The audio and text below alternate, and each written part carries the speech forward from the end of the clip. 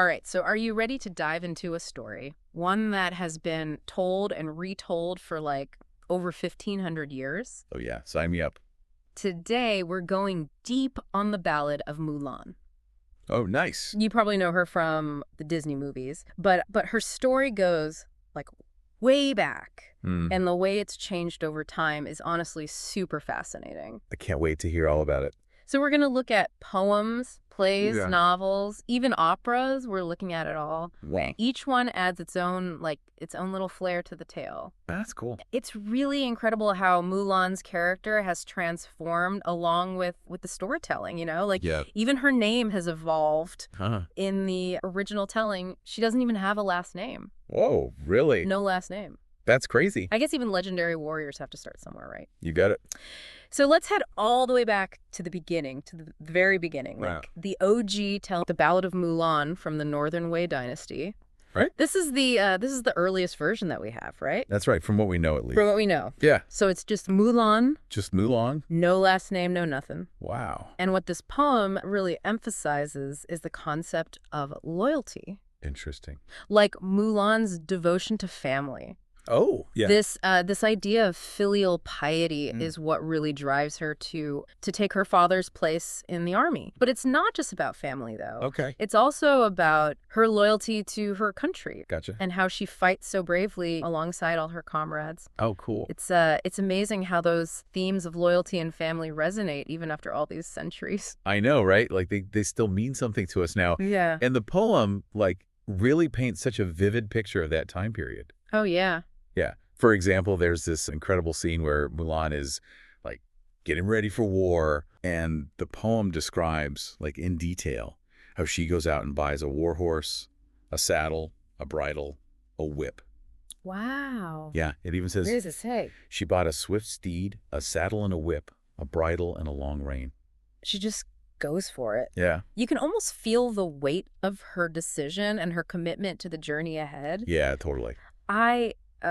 I can imagine her just like in that bustling marketplace. Yeah. And she's just like carefully selecting each piece of equipment. Yeah, it's like She's stepping into a whole new world, leaving behind everything familiar. totally a whole new life. A whole new life, yeah. Yeah. And talk about commitment, right? Yeah. Like she is going all in. She is all in on this. Yeah, it's powerful. That imagery is so powerful. Yeah, and it speaks to the cultural context of the time. What do you mean? Well, this wasn't just about war. Okay. It was also about family honor, societal expectations. Like everything was so intertwined. Right.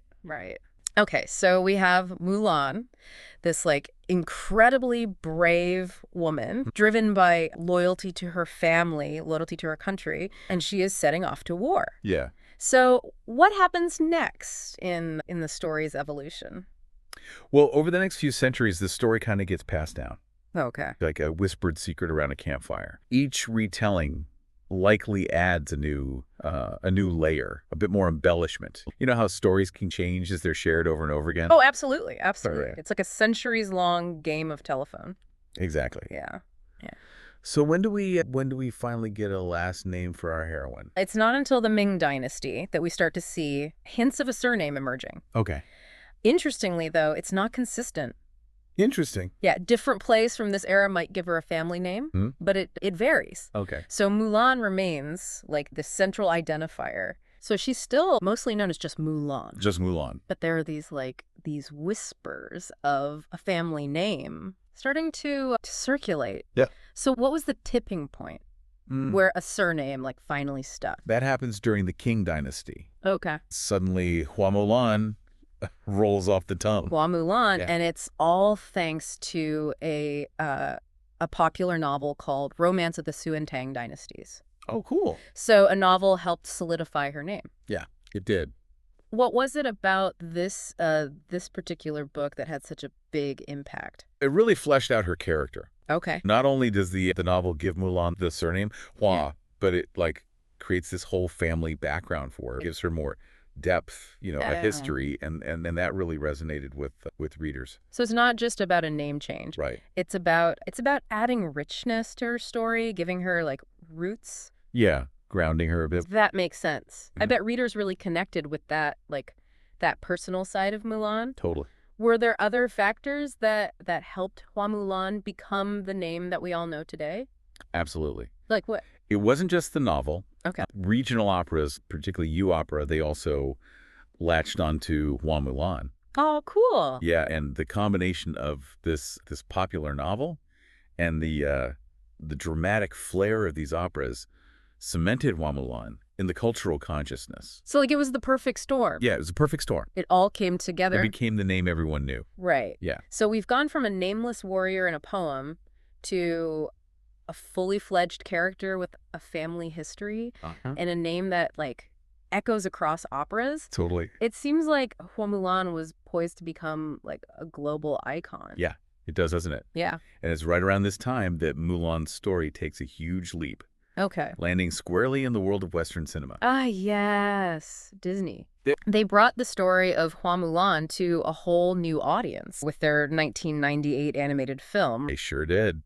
It feels like everyone knows that version of the story. Yeah, it's the one that a lot of people grew up with. Yeah, it's a classic. It is. And it's fascinating how they adapted the story for a modern audience. Yeah. They really emphasized individual growth and challenged gender stereotypes, making Mulan like a relatable figure for viewers all over the world, Yeah. especially young girls. Yeah. Remember that iconic song, Let's Get Down to Business to Defeat the Huns?